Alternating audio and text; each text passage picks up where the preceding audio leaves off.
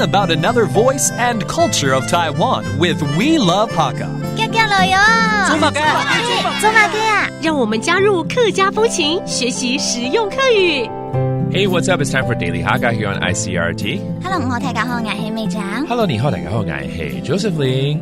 这个天气变化我们看着所谓的节气啊，有时候还蛮准的老古人的智慧，真的。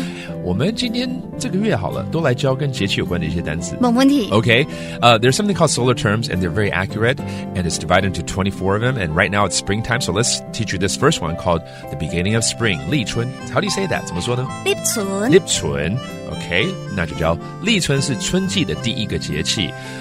立春 is the first solar term。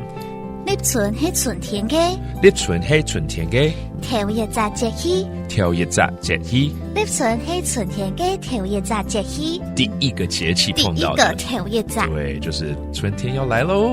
And how about this? 立春就是宣告春天要來了嘛，對不對？ So when 立春 happens, it means spring is around the corner. 立春到嚟。立春到嚟。就表示。就表示。春天會來嘅。春天會來嘅。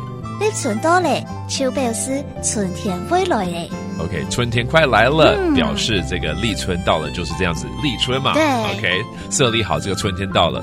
All right, let's review these terms about the weather, including springtime, 春天